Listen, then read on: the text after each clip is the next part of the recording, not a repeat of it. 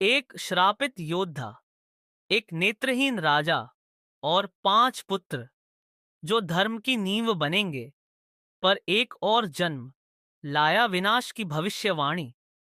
हस्तिनापुर की 2 भाग्य रेखाएं, पांडवों का उदय और कौरवों की भविष्यवाणी। महाभारत के अनुसार पांडुकुरु वंश के एक प्रमुख राजा थे। वे राजा शांतनु के पुत्र विचित्रवीर्य के निधन के बाद उत्पन्न हुए। धृतराष्ट्र बड़े भाई थे, परंतु वे जन्म से नेत्रहीन थे। इस कारण हस्तिनापुर की प्रजा और विद्वान जनों ने उन्हें राजा बनाने के विचार का विरोध किया। नेत्रहीन होने के कारण यह माना गया कि वे राज्य का संचालन ठीक से नहीं कर पाएंगे। इसलिए छोटे भाई पांडु को राजा बनाया गया, क्योंकि वे योग्य, बलवान, विद्वान और कुशल योद्धा थे। राजा बनने के बाद पांडु ने अपने पराक्रम और न्यायप्रियता से राज्य का विस्तार किया और प्रजा का दिल जीत लिया। उन्होंने कई विजयी युद्ध लड़े और हस्तिनापुर की सीमाओं को सुदृढ़ किया। उनके शासनकाल को समृद्धि और न्याय का काल माना जाता है। पांडु ने कुंती और माद्री से विवाह किया। एक बार वे अपनी पत्नियों के साथ वन में शिकार पर गए, जहां उन्होंने एक आर्षि के श्राप के कारण गलती से एक आर्षि और उसकी पत्नी को मृग के रूप में मार डाला। उस अर्षि ने उन्हें श्राप दिया कि यदि वे किसी स्त्री से शारीरिक संबंध बनाना चाहेंगे, तो उसी क्षण उनकी मृत्यु हो जाएगी। इस श्राप से व्यथित होकर पांडु ने राजपाट छोड़ वनवास ले लिया और तपस्या में लीन हो गए।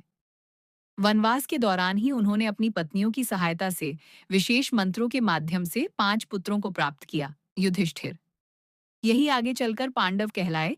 वहीं दूसरी ओर गांधारी का प्रसव एक अत्यंत रहस्यमय और चौंका देने वाली घटना के रूप में वर्णित है। जब कुंती ने पांडु के पुत्र युधिष्ठिर को जन्म दिया, तब गांधारी को यह बहुत दुख हुआ कि यद्यपि उन्होंने पहले गर्भ धारण किया था, फिर भी कुंती का पुत्र पहले जन्मा। ये सोचकर उन्होंने अपने गर्भ को तेजी से उत्पन्न करने की कामना की, लेकिन परिणाम चौंकाने वाला निकला। गांधारी का गर्भ 2 वर्षों तक स्थिर रहा और अंततः उन्होंने एक लोथड़े के समान मांस का एक बड़ा पिंड जन्मा दिया। ये देखकर महल के सभी लोग अचंभित हो गए। यह सामान्य शिशु नहीं था और सबको लगा कि यह दुर्भाग्य का संकेत है। गांधारी ने इस घटना से व्याकुल होकर आर्षव्यास को बुलाया, जिन्होंने उन्हें आश्वस्त किया और कहा कि यह मांसपिंड व्यर्थ नहीं जाएगा। उन्होंने उसे 100 टुकड़ों में विभाजित करवाया और प्रत्येक टुकड़े को घी से भरे पात्रों, कुंभों में रखवा दिया।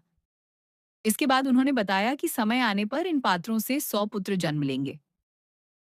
समय बीतने पर इन पात्रों से क्रमशः गांधारी के 100 पुत्रों ने जन्म लिया। सबसे पहले जन्म लेने वाला पुत्र दुर्योधन था। जैसे ही वह जन्मा, आसमान में गिद्ध और कुत्तों की आवाजें गूंजने लगीं, जिससे विद्वानों और ब्राह्मणों ने यह अपशकुन माना और धृतराष्ट्र को चेतावनी दी कि यह बालक कुल के लिए विनाशकारी हो सकता है। यही थी हस्तिनापुर की 2 भाग्य रेखाएं, एक धर्म की ओर और दूसरी विनाश की ओर। अगर आपको यह कहानी पसंद आई हो तो वीडियो को लाइक करें, अपने विचार कमेंट में जरूर बताएं और ऐसे ही महाभारत के रहस्यों के लिए चैनल को सब्सक्राइब करना ना भूलें। जय श्री कृष्ण।